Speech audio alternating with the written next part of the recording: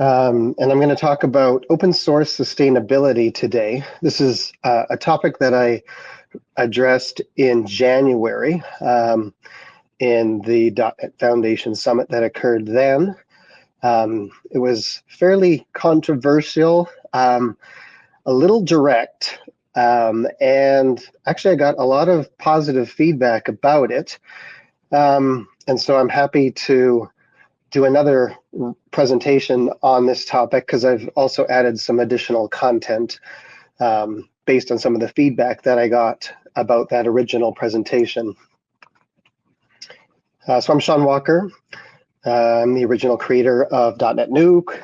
I'm also the creator of Octane, which is my most recent open source project. Also the chair of the .NET Foundation Project Committee. I've been actually volunteering for the foundation since 2014 when it was originally founded, and I've worked with, I guess, all of the executive directors since and the current board, and it's been a good experience for me. I'm currently employed by a couple of companies, so I stepped out on my own and created a consulting company called DevEssence. It's focused on building modern Microsoft-based applications. And then I also created a company called Octane Labs, which is focused on the services around the Octane open source project. I gave a disclaimer the last time, and I think it's probably appropriate to give a disclaimer again. So some of the material that I'm going to present probably doesn't necessarily reflect the opinions of the .NET Foundation or the board. I've tried to be as objective as possible in the material that I put together, but I would say that open source sustainability is a very opinionated topic.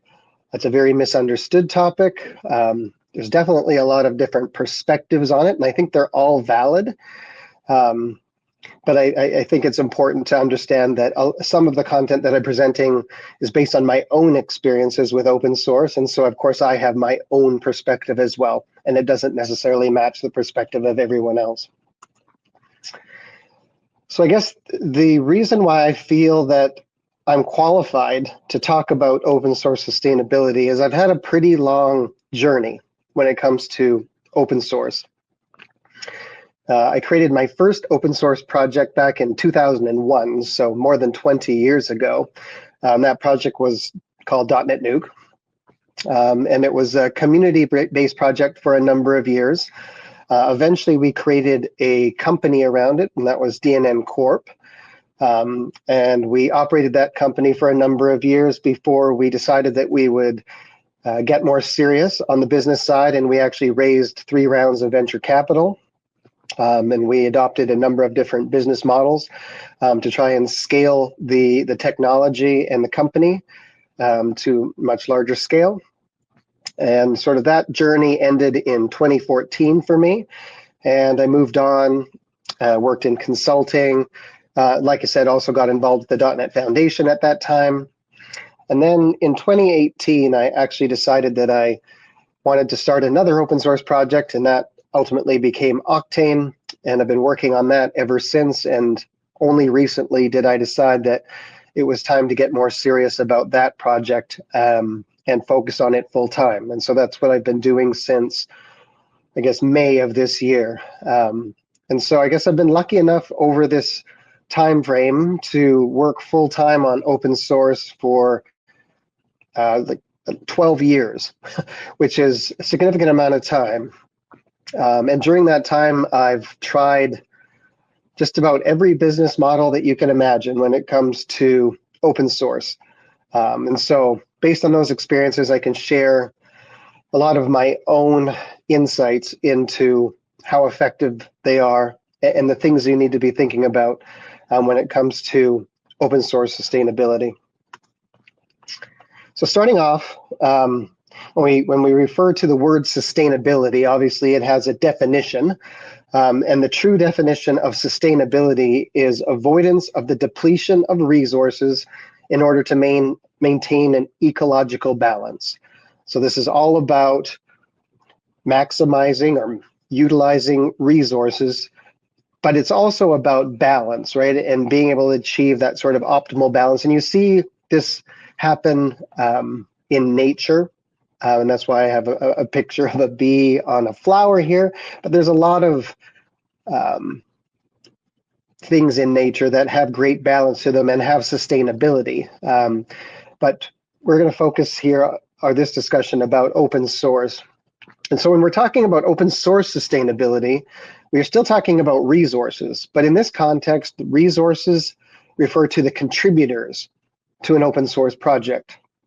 So those people who are actually contributing time and effort and code to open source. Obviously, to be a contributor, you need to have a certain set of attributes. You need to have the expertise in the specific technology that the open source project is built in, and you have to have the time to be able to spend on it. And probably time is one of the most valuable resources and most scarce resources often.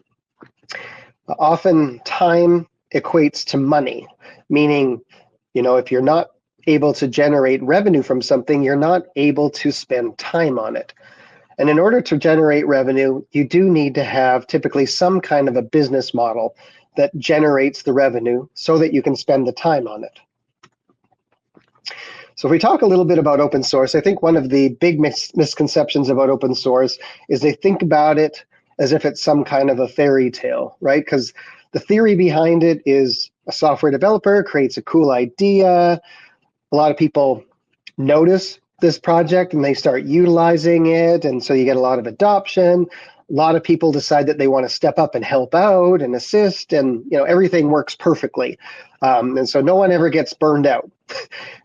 Sad to say that is not the case. That is a big fallacy when it comes to open source, because what's more likely the case is that the software developer that created the project, and perhaps it even got very popular and went viral and has a lot of users, but those users typically are demanding features, they're demanding support, and they're not typically stepping up to provide assistance to that creator of the open source project. And so as a result of that software developer often gets burnt out. And so that causes issues with longer term sustainability of these open source projects. I guess a few other facts that aren't commonly known about open source. So 95% of users that use open source software don't contribute to it. And I'm talking not just in code contributions, but in any way, right? Like logging bugs or participating in the community. So the vast majority of people don't participate. But then if you look at that 5% of the people who actually do participate in open source, 95% of them contribute very little. It's really only the tip of the iceberg, that 5% of the 5% that does the bulk of the heavy lifting when it comes to open source software. The reality is most open source projects are dependent on only one or two contributors. And so you can imagine that, if a project loses a primary contributor, that can often mean the end of a project. And some people refer to this as the bus factor, right? What is the bus factor of an open source project? So how many people know enough about the inner workings of this project and the vision behind it to keep it going if one of the original maintainers decides to move on? Generally, there isn't much succession planning, continuity planning, disaster recovery process that's involved in open source at all. And so that can cause a very big problem when a project comes to an abrupt end. In terms of open source maintainers, there's often sort of this hype cycle that happens when they create an open source project. This hype cycle, I think, is very similar to the famous Gartner hype cycle when it comes to product development. And I've applied it here to open source maintainers. So typically at the very beginning, an open source maintainer has a cool idea and they decide to release their project as an open source project. People start to use it And they feel pretty excited about that because, I mean, they didn't know when they released it that it was going to have much adoption or feedback. So if it is one of the lucky open source projects that does generate a lot of adoption, then they start to get excited about that. And that lasts for a period of time. But eventually that sort of reaches the height of excitement. And pretty soon they start to realize, there's a lot of people using this stuff and asking for things, but they're not necessarily helping. They're not necessarily participating. They're not contributing. And so they realize that basically all of the expectations are on them to keep this project going and to respond to the needs of the user community. And so their excitement level starts to drop. And it drops quite significantly over time. Pretty soon they end up in this trough of disillusionment, right? Where they're not quite sure if it was ever a good idea to have released this open source project in the first place. But of course, it's a product that they've created, and they feel an affinity to it, and they want to nurture it, and they want to keep growing it. And so they really struggle with like these internal feelings about whether it's worth their time to continue working on it and investing time in it, or whether they should just walk away from it. But this often results in thoughts about how they could make the project more sustainable. And that could be, attracting more contributors or finding some kind of a business model that would allow them to focus more time and effort on the project. And so that results in these waves of optimism where they, get excited for a period of time because they think something's going to pan out, and then maybe their expectations come crashing down to reality again. And so at some point, either they reach a plateau of sustainability where they have enough contributors, or they have a business model that can sustain the project and it can go on, and it's enough that it can, provide what their needs are in terms of continuing to maintain the project. However, what more often happens is they end up on this bottom line abyss of martyrdom, where they really feel like they're being taken advantage of, that no one really cares about what they're doing or the value that they're contributing, and people just want to take advantage of them. And so the quote I have here is that success is sometimes harder than failure. This is a little bit of a paradox, but the reality is, as an open source project becomes more popular, it obviously gets more usage, and then it becomes harder to manage because if you don't have a sustainable community or business model around it, then all of that pressure falls on one or two people, and it becomes very difficult to move forward. So open source maintainers like to joke about this sometimes. So this comic on the left-hand side was, obviously a Twitter post by someone who is quite notable in the open source community, but, wanted, a rock star developer, responsibilities, merging pull requests, making new features, fixing bugs. In the compensation, you get some stars, some plus ones, you get threats, you get public shaming. This is like what open source maintainers often get from all of the work that they put into their open source projects. This other comic, do you have a hobby, and why is it spending all your free time on coding open source software? Sometimes it's like you have to look in the mirror and say, why am I even doing this?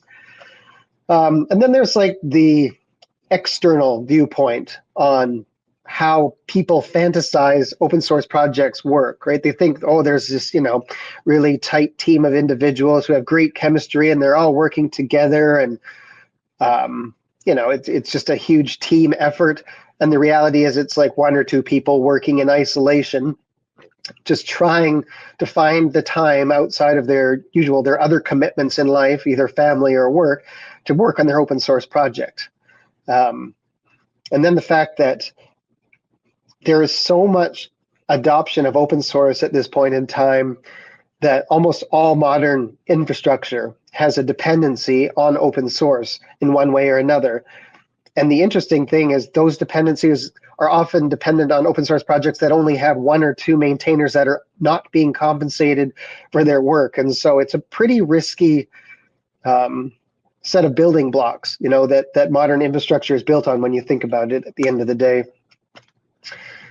So there's a saying that open source is not free as in beer or free as in puppies. So when people talk about free, the original definition of open source wasn't meant to mean that open source was free as in you didn't have to pay for it, right? It was free as in freedom. And some people then related it to puppies, meaning because puppies, of course, if anyone's had a puppy before, it's like a small child that needs a lot of nurturing and care.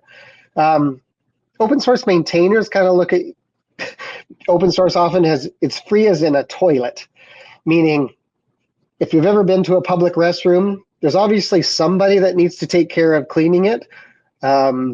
That person is probably pretty unlucky to have to deal with that. The rest of the people just use and abuse the toilet.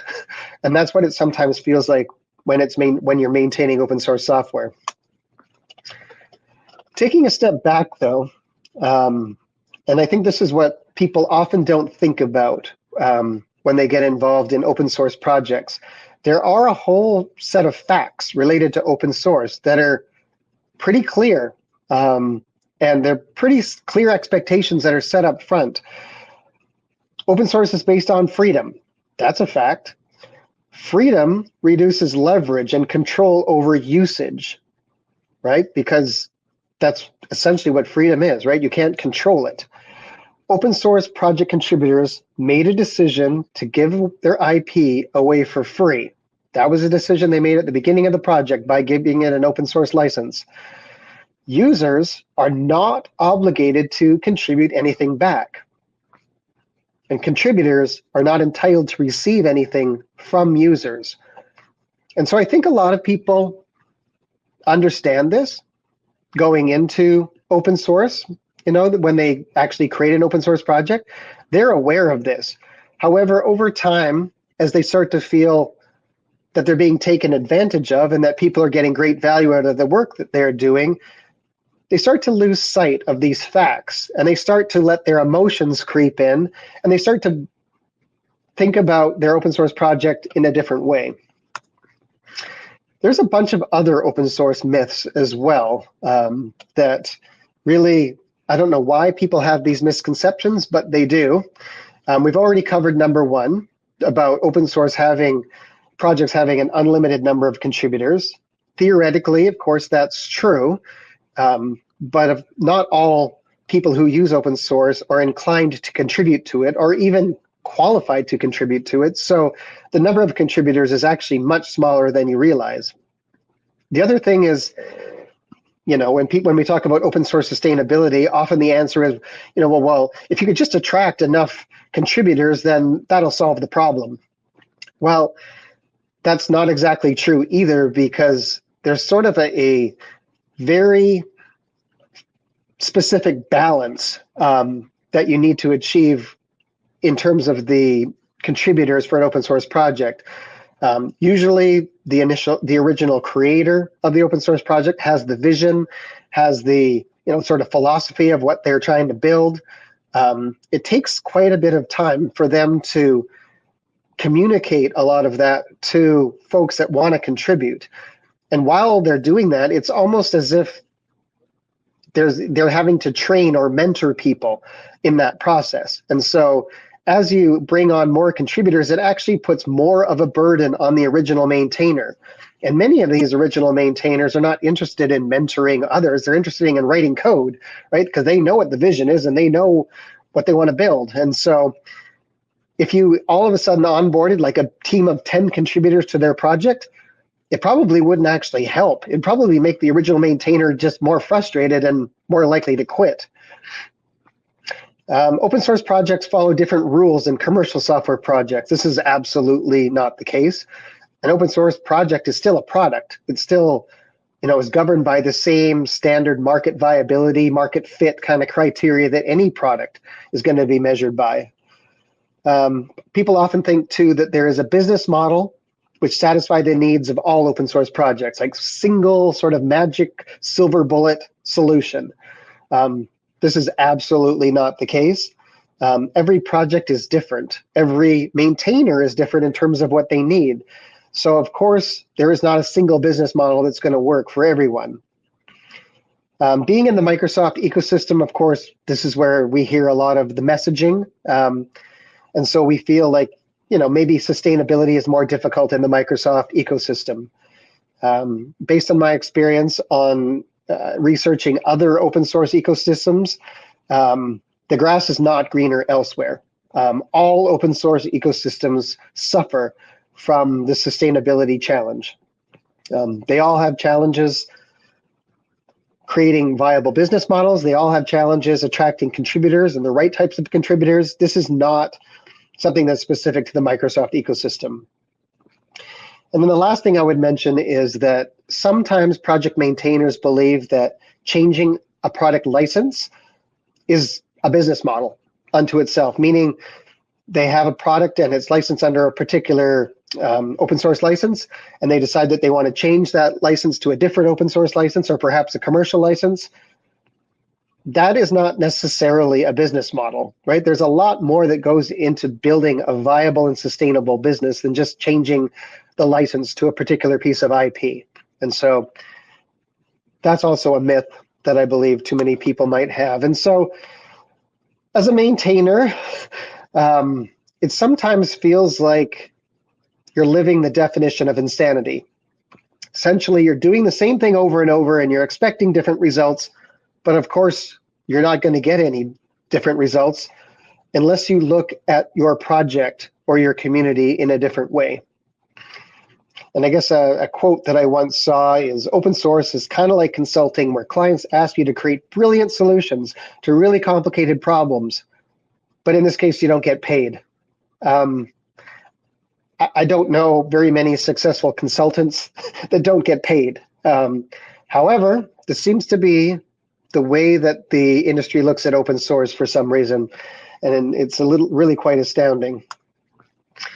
So sometimes it's important to look in the mirror and say, why are you investing time in open source? Like, what are you trying to get from this? And of course, there's not a single answer, and the answer to this question changes over time, because often in the beginning, you're just a solo developer. You love writing code. You've come up with a clever solution to something.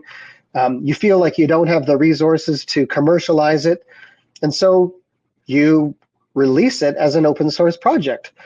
And you're looking for maybe feedback about the project. Do other people think it's really cool as well? Do other people want to use it? Of course, as time goes on, your feelings about your open source project may change, and you may start to feel that, is it really worth your time? But again, it's like it's each individual person has to understand why they're investing time in open source and whether they should be spending that time else on something else. I think the other thing that you need to think about is, in your sort of core DNA, what are you? Like, are you an inventor? Are you primarily a technologist? Do you love building solutions? Or are you also an entrepreneur, right? Where you were looking for ways to solve business problems and perhaps ways that you can actually generate revenue off of your solutions. These are two very different mindsets. And I find that many open source maintainers fall into the inventor category, right? They love creating brilliant solutions, but they really don't want to think much about what it would take to build a successful business around that. And that's why they got into open source to begin with, but it's also later why they've set themselves up maybe for some challenges. Of course, on the left-hand side, we've got Tim Berners-Lee, who created the World Wide Web, famously never tried to make any money off of it, and is, I think, a university professor today. Although he's, of course, very famous for his invention. And of course, then you've got Elon Musk, who has managed to make a whole lot of money by building interesting solutions, and of course has a very revenue-focused approach. So let's talk a little bit about monetizing open source. So developers would like to be compensated for the work they perform on open source. Why not? I mean, I've been doing open source for a long time. I would love to be compensated for the work that I do. I think the challenging part here is the way that this is often phrased is it comes from developers who are frustrated, right? Their projects have become successful, popular, and they're not seeing any benefit from their creation. And so they believe that they are entitled to make some money off of it. Seems reasonable. But I think that this is where you have to, again, take a step back and think about things just from a very logical perspective. Like, what do people pay money for? Well, they pay money for products or services that they need, which are not available for free elsewhere. Okay. Open source is free, so got to skip down to number 2 then. If there is a free alternative, then they'll pay for additional benefits such as support, insurance features, sponsorship. They'll pay for extra things that are added that are not free. So are you willing to maybe add some additional benefits to your open source projects? A lot of open source maintainers are not. That's all they want to do is just work on their open source project. And so maybe that would be, they would have to skip by that one as well. So people also pay money for investments and for gambling. But the underlying motivation here is they actually are looking for a return on investment, right? They're looking to invest $1 so that they can make $1, right? So that they can actually generate revenue themselves. So is this a way that an open source maintainer can kind of look for an opportunity? Probably not. And the last thing that people pay money for, charitable donations, right? If they feel altruistic and they want to help, they will make charitable donations to a cause.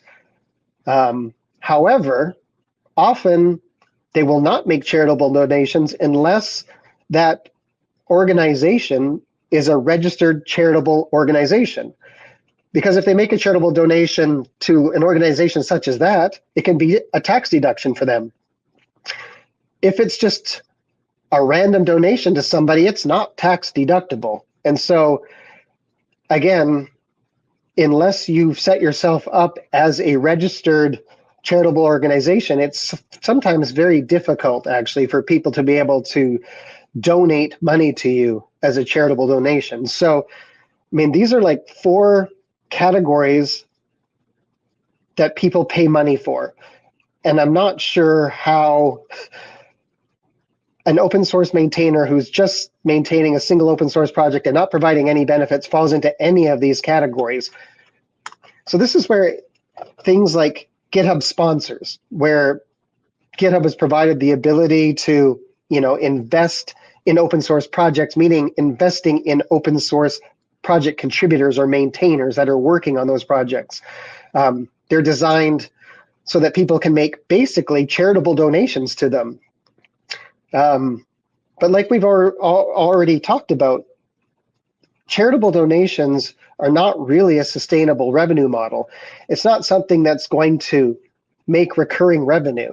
It's going to, and probably the vast majority of people are not going to be motivated to donate. Anyway, this has been my experience. I tried the donation route multiple times in the past, and it was never a sustainable revenue model. And I guess one example was in the .NET Nuke open source project. We tried to even organize something that was even a little bit more elaborate than just standard donations. We created what was called the benefactor program. It had 4 different levels in it, and the benefactor levels actually provided benefits to the users of the open source project. And even that program was quite limited in how successful it was in attracting people to basically make donations to the project at different levels. And so where I think that, some people, it's in an engineer or a software developer's nature to kind of skip by some of these sort of fundamental facts about what people pay money for and immediately go straight to building a solution around it, right? Like, let's build a solution that makes it easier for people to submit donations. but they forget that that still doesn't fix the underlying problem that not very many people want to make donations at all, right? It's just not a big enough motivator. And in fact, a lot of people will only donate if they can actually make a charitable donation that's a tax write-off. So anyways, that brings us more to other types of commercialization opportunities around open source. And so this notion of open source and open for business. Sometimes it seems like a bit of a paradox, like these two things don't go together. But in fact, I guess what I'll try to explain as we go through this presentation is that these things actually go together quite well, and they do make a lot of sense. So this is often referred to as commercial open source, or COSS. And there's a couple of different approaches that I've seen to this. One approach, which is much more rare, and it's usually only taken by people who have a pretty deep understanding of open source and also have an entrepreneurial mindset, is they will create an open source project with commercial intents in mind. So they'll leverage the distribution and marketing channels that are available through open source, which is one of their big strengths, to create adoption around a product which they intend to commercialize. So that's more of a proactive approach, and that is not the normal approach when it comes to starting an open source project. But it is an approach which I would say is probably more effective because you actually have a plan.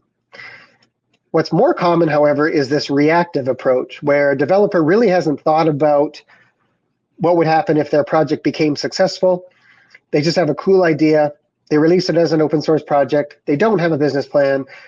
They have no plan to monetize it. And that's going to be a problem if this project becomes successful. Because the reality is, would you start a business without a business plan? When you create an open source project, there is a potential that it could be quite successful and that you will have to think about it as if it were a business. And so if you don't have a plan, you risk becoming a victim of your own success. So the question is, like, how can you assess the popularity of your product before you release it, right? And so how do you know that your product might become a viable business opportunity in the future? And so this is a bit of a challenge. And this is where you really do still need to do some research on the market to determine, are there competitors in this space? How is your product going to be different? Are you doing something that's super innovative?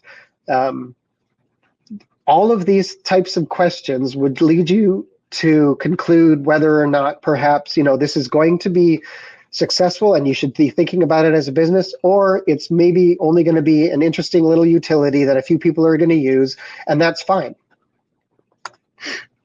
But if you have to think about things as a business model, there is a set of well-defined sort of business models that have been established over time for commercial open source projects.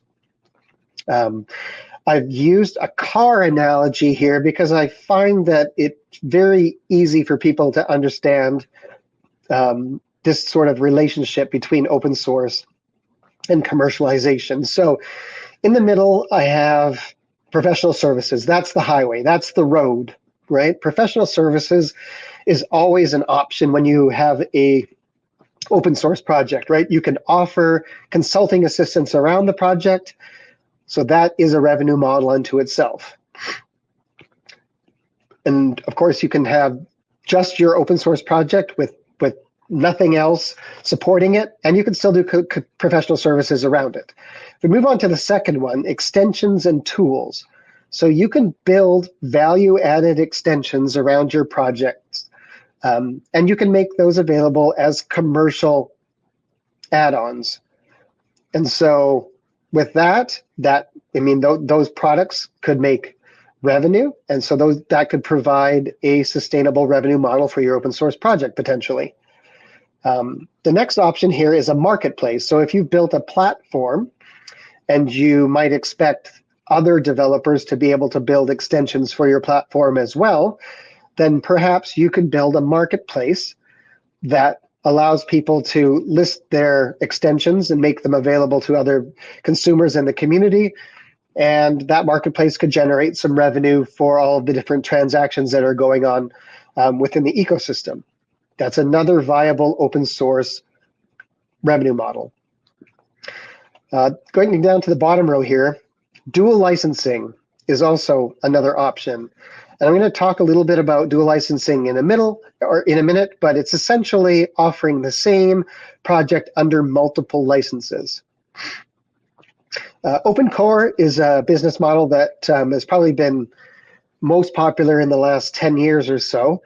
And essentially what it is taking an open source project, adding a bunch of proprietary functionality to it, packaging that up as a different sort of version of the project, and making that available as a commercial product.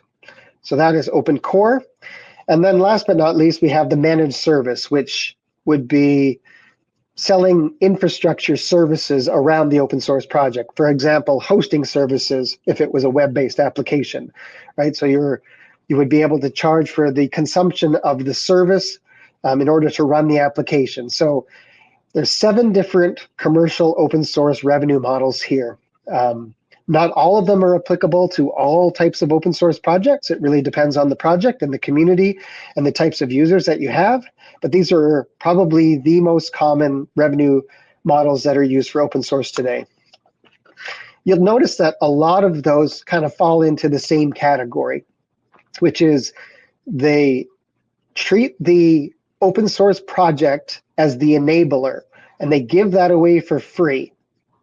And then they charge for the consumption of things around the open source project, right? That could be consulting, that could be extensions, that could be infrastructure services, right? So that's the consumption. And I would argue that like even a company like Microsoft, right, gives away a lot of their core frameworks today for free under an open source license, and they charge for the consumption via Azure, right?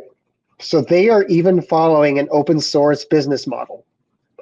So that's a pretty good proof point. I'd say it's also important to note that, like I said earlier, there's not like a silver bullet. So there's not a single revenue model that works for all open source projects. More than likely, a company will have to adopt multiple business models as part of their strategy. So they'll probably have to do consulting and sell some extensions, or consulting and have a marketplace, or you'll have to explore multiple revenue opportunities as part of your open source project to create a sustainable business around it. And this is a slide which tries to describe sort of the commercial open source life cycle for a project and how you would build a business around it. And it tries to categorize projects as being in different stages. So being the hobby stage, and then once it gets some adoption, it sort of has built a community around it. And then perhaps you would like to try to build a revenue model around it that's sustainable. And that's where you kind of cross the chasm into the commercial stage, which is the professional and enterprise realm. And I've tied these to revenue generating opportunities that exist as part of the different models. So if you have a hobby project and you don't have a lot of adoption, then you can probably try to rely on donations, advertising, sponsorships, things of that nature. This will provide you some very minimal cash flow. But the nice thing about it is it's passive revenue, right? You'll get money and you won't have to give out any additional service. You can continue just focusing on your open source project. The problem is it's not really scalable, and it's probably not going to allow you to focus on your project in a serious way. Once the project's got more adoption and you have a community around it, then the professional services opportunity kicks in, right? Because there's probably going to be clients that have heard about it and they want to implement it and they need help. So then you can offer some professional services. You could also offer training services around it. The challenge here is that this can provide cash flow, but it's very labor intensive. And so instead of focusing on building your open source product, you're going to be focusing on building specific implementations for your clients. And those are not necessarily going to match up with the needs of the open source project. And of course, as this scales, you need to add more resources to do more consulting. So that's not always a scalable model either. If you're lucky enough to be able to get to this sort of higher level of adoption, right? It opens up a new opportunity where you could have a commercial product. That commercial product needs to be licensed in some way, right? So whether that's dual licensing, open core licensing, you have a marketplace, or you have managed services around it, right? This can provide cash flow around the open source project, right? Without necessarily providing a direct correlation to the labor that's involved. And you can also start to build equity as a business around the company that is, providing the open source commercial product. And then last but not least, if you're lucky enough to get to the enterprise realm where you just have such massive adoption, you could entertain venture capital, right? And at that point, you're in a completely different realm, because I would say that venture-backed companies operate in a completely different way. They're not necessarily so cash flow focused, they're more growth focused, and that's a completely different focus. I've included a little table here about the success probability factors for open source projects, because like I said earlier, not every project has the ability to become sustainable or introduce revenue or business models. So I've broken this down into sort of 5 different categories, right? So based on project type, project age, the size of the market that your open source project occupies, who the target buyer is, and the amount of competition that exists in your space. And so I'm saying here basically that if your project is a library, meaning it's like really low in the technology stack where no one even really knows it exists, even though it's a critical dependency, the fact that it's so deep down the tool chain means it's going to be difficult to create a revenue model around it. Also, if your project is too new, right, it just hasn't had enough time to have adoption, it doesn't have much maturity, it's going to be difficult to build a business model around it.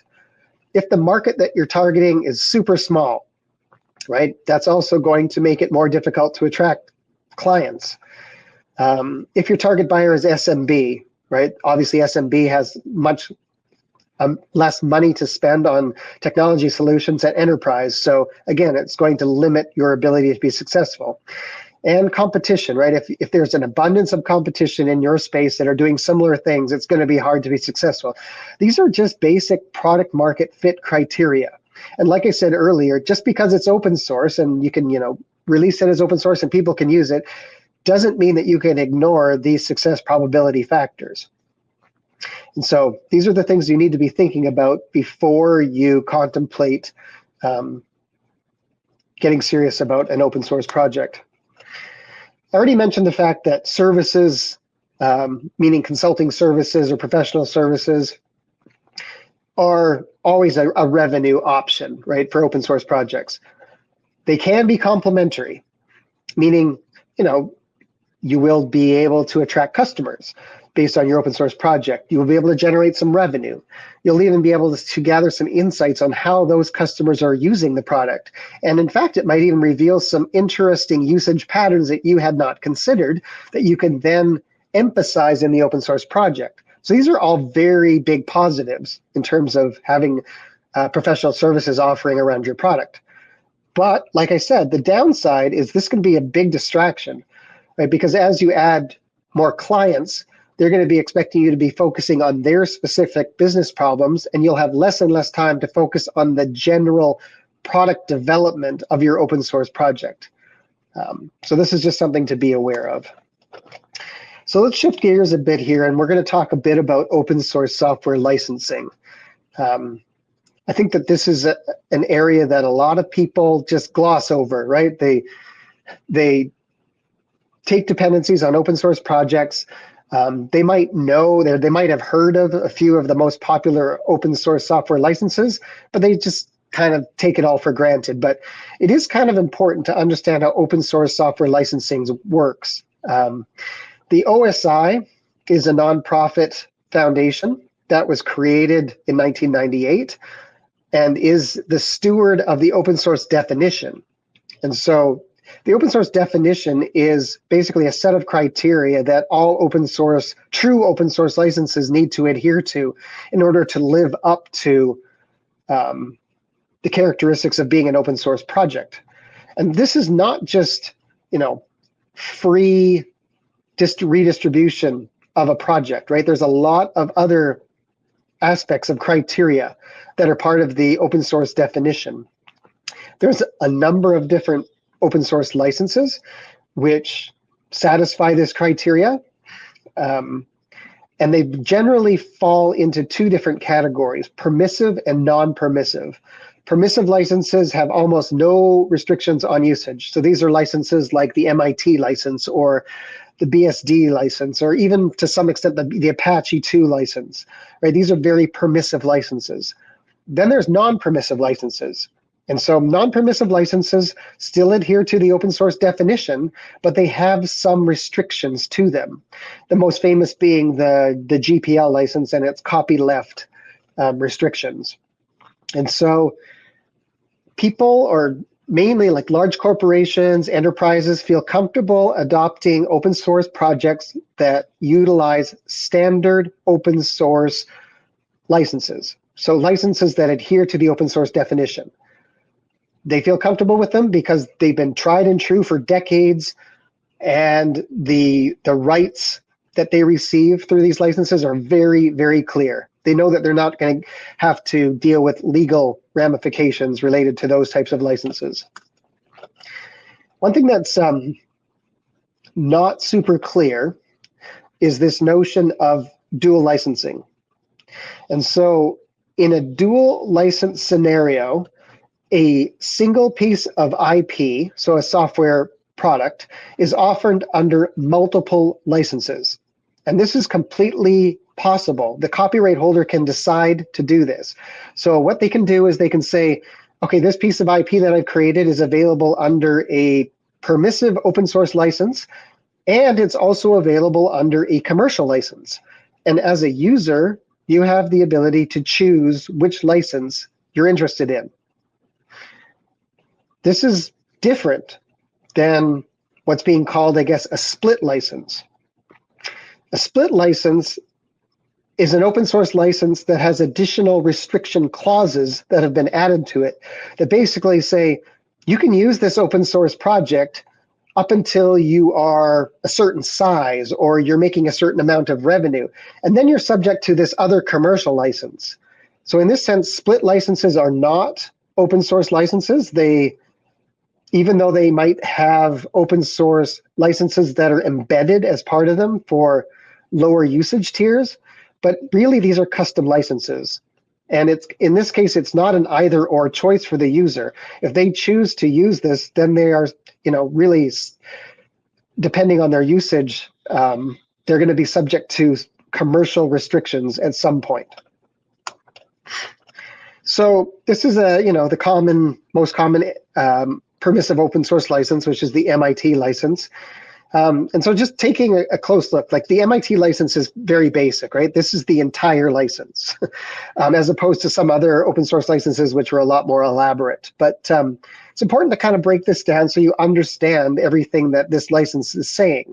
So, it always includes like a copyright notice, which basically is telling you who created this IP, right? Who owns it and who has the right to change the terms of its usage. And then it tells you, how you can use this IP. So the freedoms that it offers, and you'll notice that this MIT license has almost no restrictions on the ways that can be used. Other open source licenses like the GPL would have additional restrictions. The MIT license also has an attribution requirement, right? So it has an attribution requirement which says, like, if you use this open source software, you can't remove the copyright notice from the source code.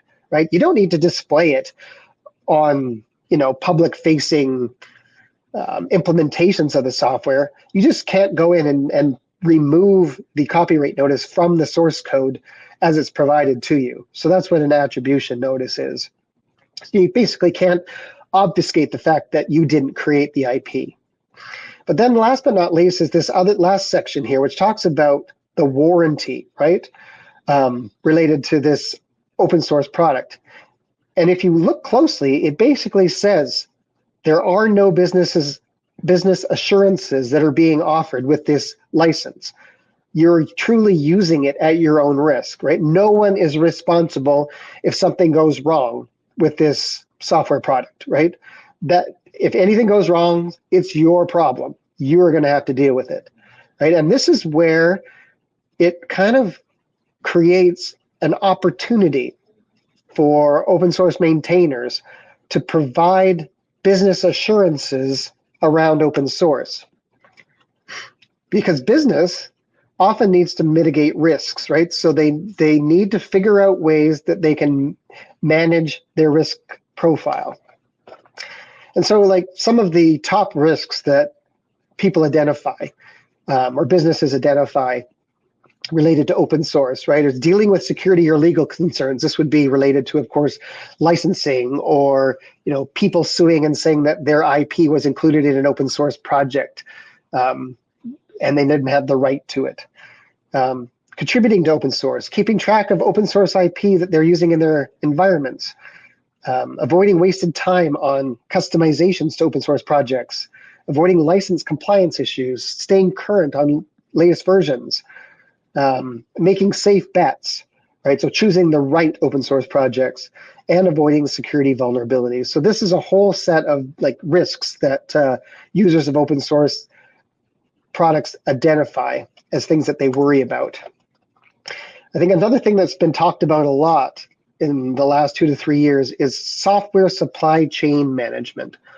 So this includes like all of the different dependencies that are part of your supply chain as far as your IT infrastructure is concerned. And so this would include hardware, software, and all of the different components that are involved.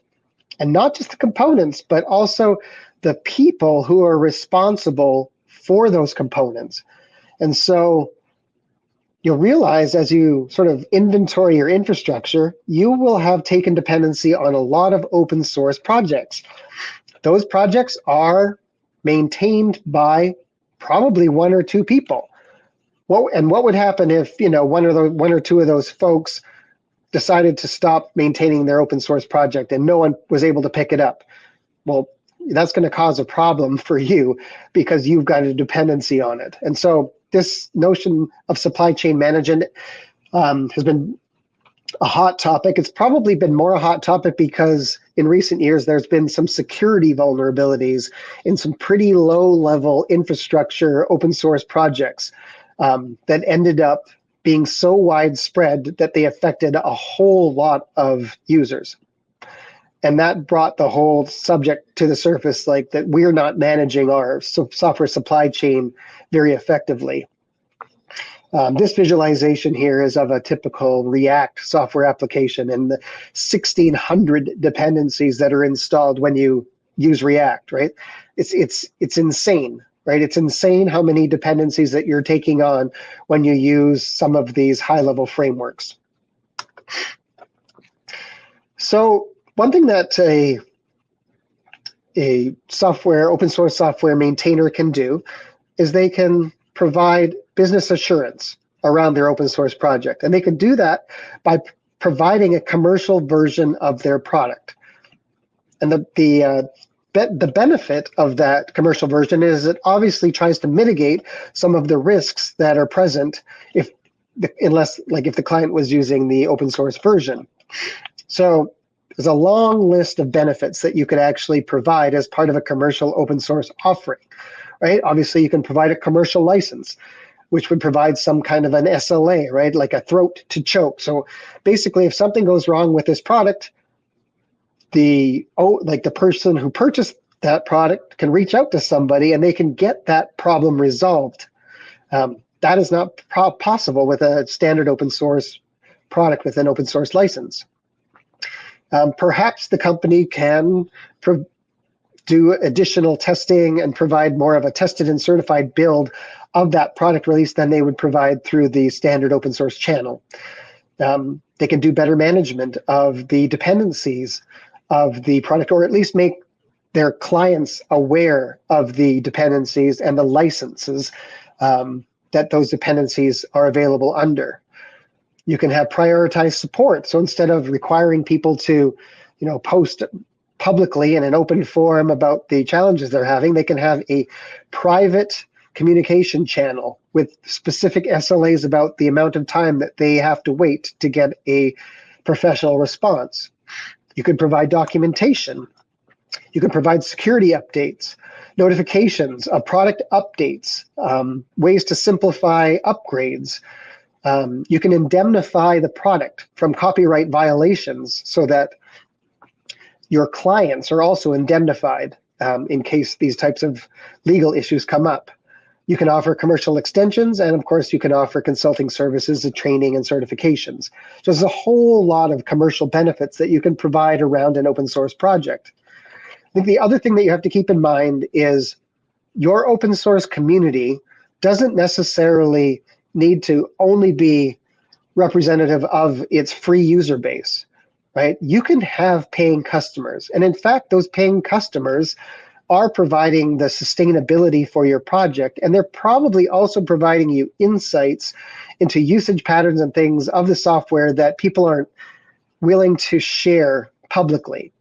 And so there's a lot of value there. And there's absolutely no reason why you can't segment your community and have two different types of users. The challenging part of sort of spinning up a business and creating a revenue model like I've just described is you have to create a business. And there's a whole lot that goes into creating a viable business.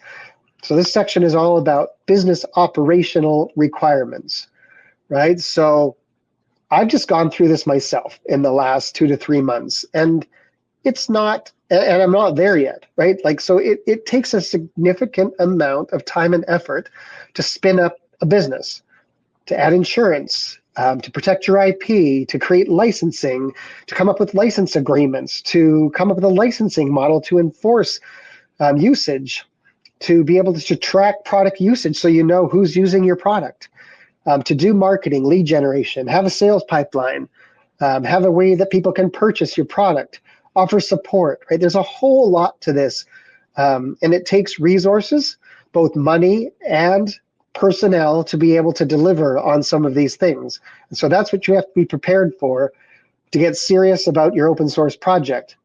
However, I guess the plus side is if things work out, then you will be able to create a sustainable revenue model around it. Based on some of my experiences in the past, I do like to kind of shed some light on a few unexpected aspects of creating a business around open source as well. And that is around the market size and conversion. So obviously demand generation is a critical aspect to any business. And in open source, because you're making your open source product available free of charge, anyone can download it, that has the potential to create a lot of demand, right? So there's a lot of folks that are going to kick the tires, so to speak, of your open source project.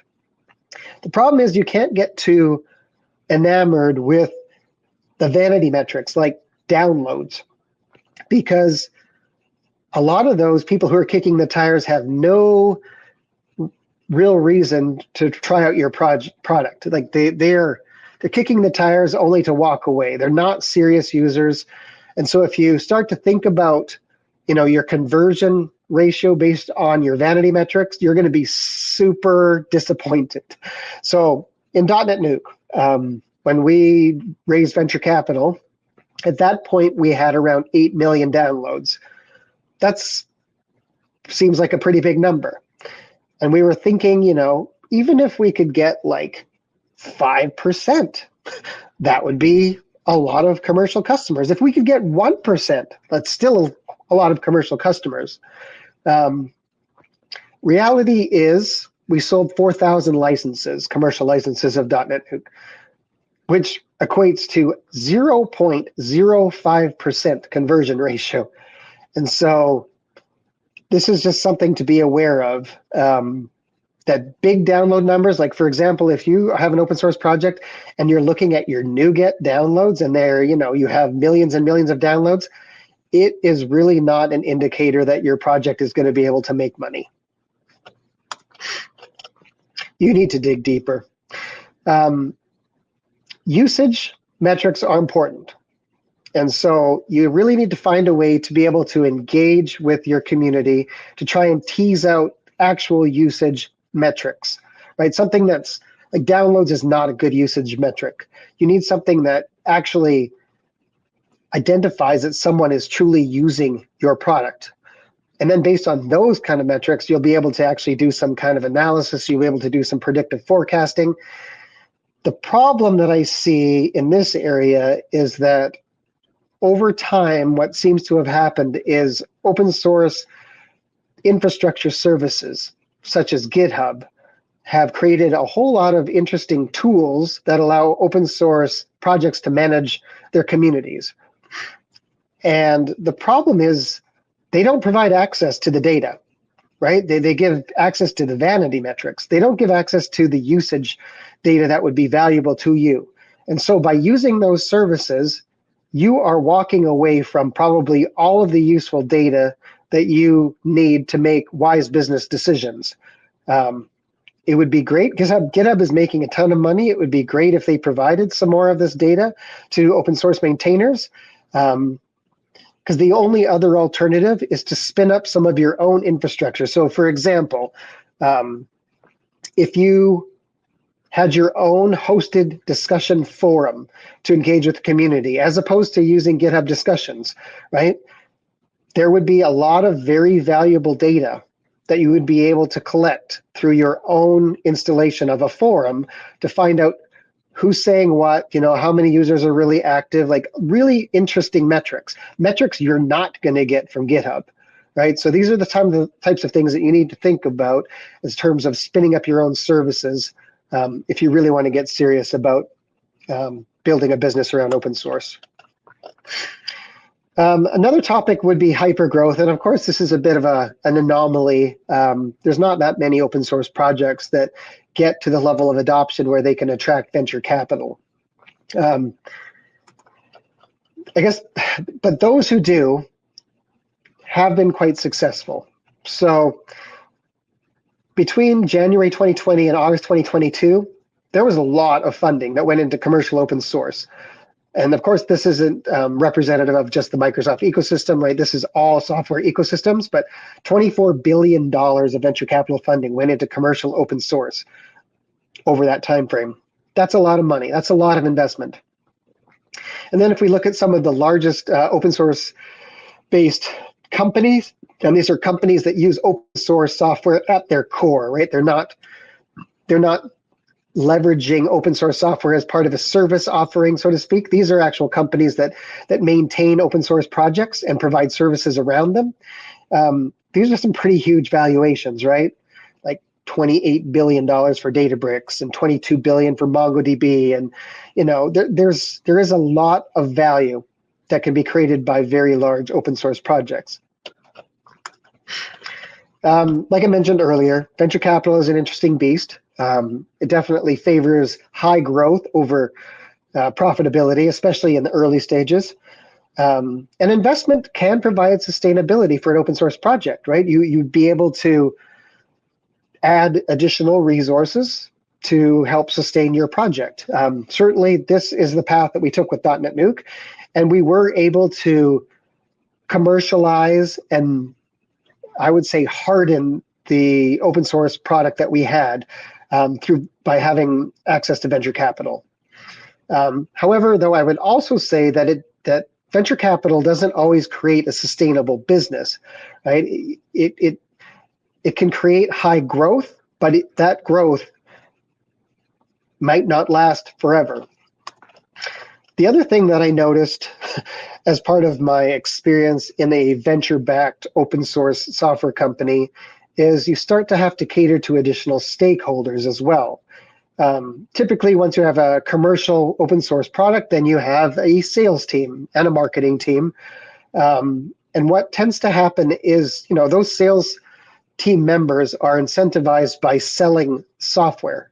So they start to view the free users of the open source version as freeloaders, right? And this leads to some pretty heated internal discussions between those folks that perhaps were the original founders of the open source project and the more commercially focused sales team.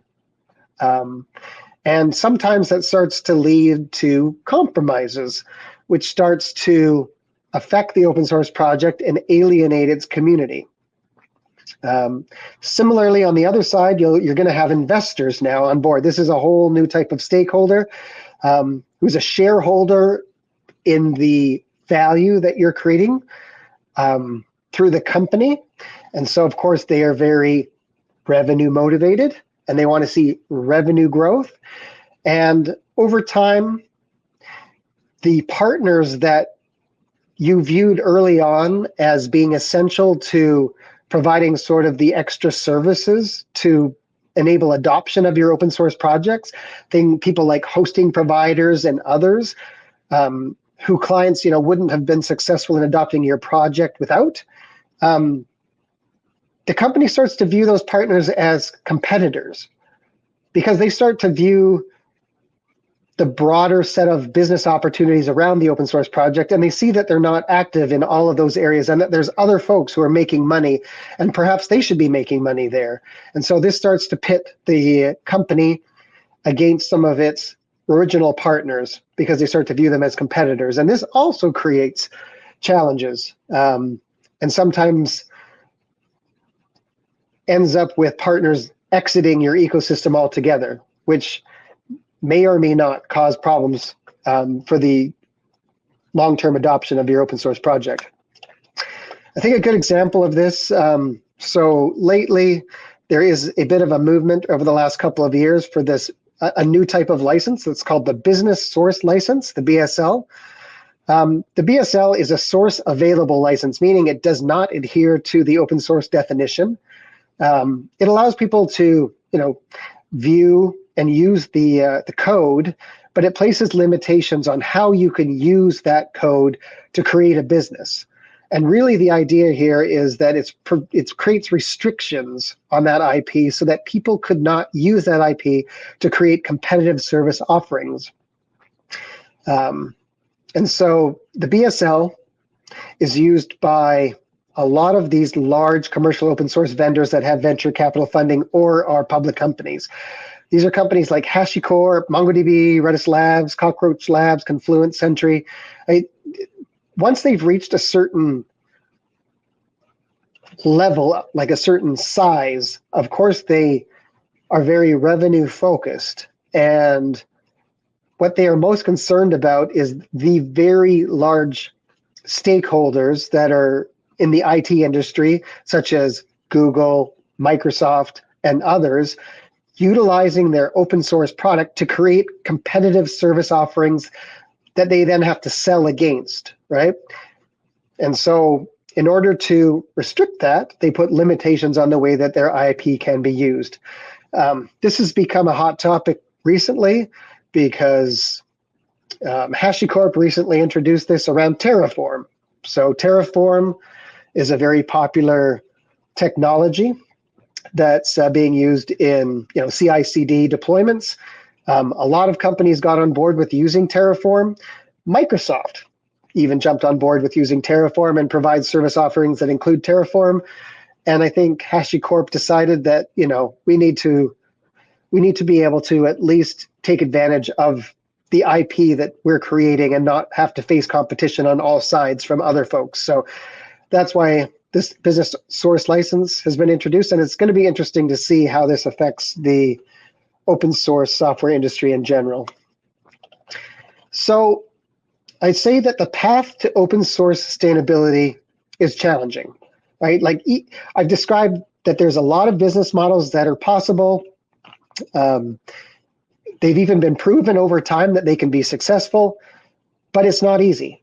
It involves a lot of work to convert an open source project in a way that makes it generate revenue and provide sustainability.